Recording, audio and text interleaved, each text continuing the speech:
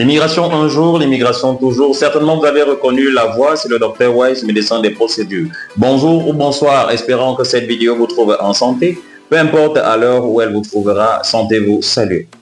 À la thématique ou alors le sujet que nous allons aborder ce jour est de savoir, est-ce que l'expérience professionnelle acquise en Afrique a-t-elle une valeur ou alors est-ce qu'elle compte pour le Canada ou pour un pays tiers vers lequel on veut immigrer?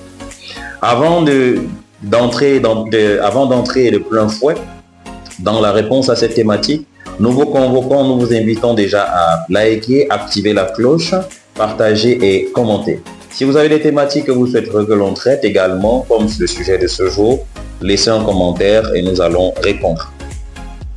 Il est question de savoir si l'expérience professionnelle acquise en Afrique est valide et ou valable sur le territoire canadien ou un territoire étranger.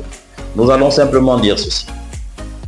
Un médecin peut être formé en Afrique, je prendrai le cas de notre pays, le Cameroun, il peut être formé au Cameroun. Un comptable peut être formé au Cameroun. Un ingénieur en bâtiment ou un ingénieur en informatique peut être formé au Cameroun. Mais pour qu'il puisse être considéré comme immigrant, ce dernier et ces derniers passeront d'abord par une équivalence de diplôme, un tant soit peu, pour que leur diplôme ait une valeur assimilable au diplôme canadien, s'ils n'ont pas fréquenté au Canada.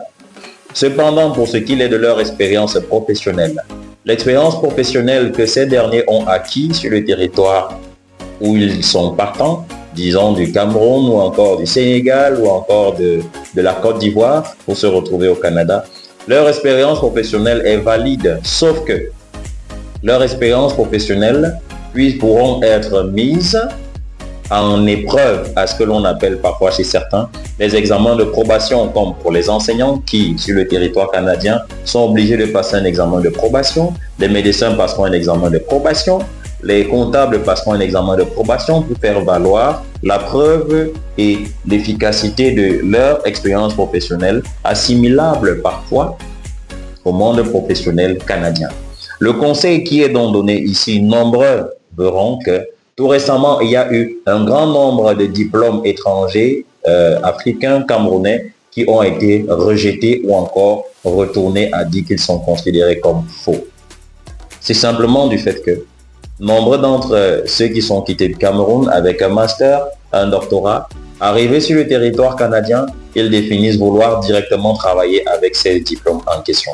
Et pourtant, il fallait ou alors il faille que les prochains ou alors ceux qui sont d'abord partis se retrouvent en train de passer une formation qui les aligne peut-être comme médecins équivalents avec ceux qui sont sur le territoire, peut-être des comptables qui puissent passer des examens ou des formations de probation qui leur justifient d'être comptables au même niveau que les comptables qui est fréquentés et qui sont formés au Canada.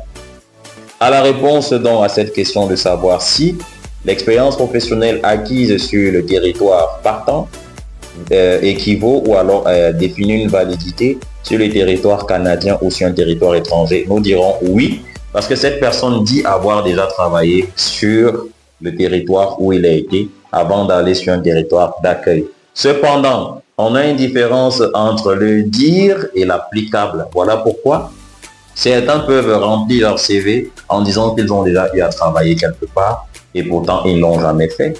Raison pour laquelle une fois sur le territoire, ils pourront passer à l'épreuve ou encore ils seront obligés d'être soumis à des tests et examens qui leur prouvent véritablement qu'ils ont eu à exercer sur et dans le domaine vers lequel ils souhaitent immigrer. C'était le Dr Wise, le médecin des procédures. J'espère avoir répondu à la question de ce jour. À nous revoir pour une prochaine question et une prochaine thématique.